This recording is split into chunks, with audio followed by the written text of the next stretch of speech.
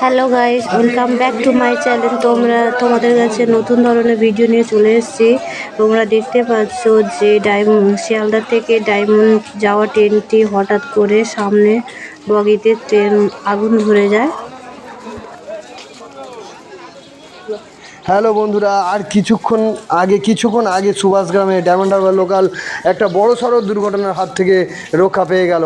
সামনের কামরায় কিভাবে আগুন লেগে যায় এবং সমস্ত প্যাসেঞ্জার হুড়োহুড়ি করে লাফ কাটতে শুরু করে দেয়, এবং দেখা যাচ্ছে যে ওই ট্রেনের পিছনে লক্ষ্মীকান্তপুর লোকাল ছিল আর বারুইপুর লোকাল ছিল, সব পরপর লাইন দিয়ে দাঁড়িয়ে গেছে। সমস্ত প্যাসেঞ্জার পুরো তিনটে ট্রেন ভর্তি সব দাঁড়িয়ে আছে স্টেশনে। এখন কি হবে বলা যাচ্ছে না, পরিস্থিতি খুবই খারাপ।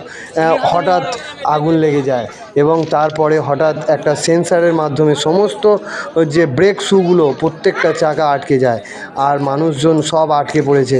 ঠিক আছে, এখন কি হবে, আমরাও কি করব, কিভাবে বাড়ি যাব বুঝে উঠতে পারছি না।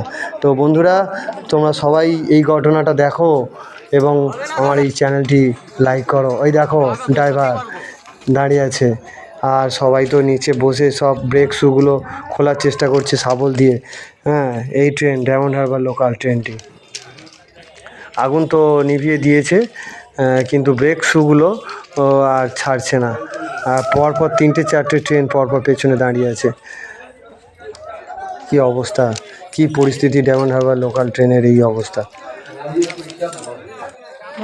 আজকের পর্যন্ত আমি এই পর্যন্ত শেষ করছি। পরের ভিডিও কি হয় আমি সব কিছু জানিয়ে দেবো। তারপরে কিভাবে ট্রেনটি সরানো হয়, পরের পেছনের ট্রেনগুলো কিভাবে যাবে সে খবর আমি দেবো, টাটকা খবর। এবং পরবর্তী ভিডিও দেখার জন্য আপনারা আমার চ্যানেলটি লাইক এবং সাবস্ক্রাইব করবেন। আপনারা সবাই সুস্থ থাকবেন, আর খবরদার মনে রাখবেন যে ট্রেনের সামনে যে ইঞ্জিন বগিতে একটু সবসময় একটু সাবধানে থাকার চেষ্টা করবেন। আমার যে অভিজ্ঞতা হলো, আমি তো আর ট্রেনের ওই ইঞ্জিনের সামনে উঠবো না।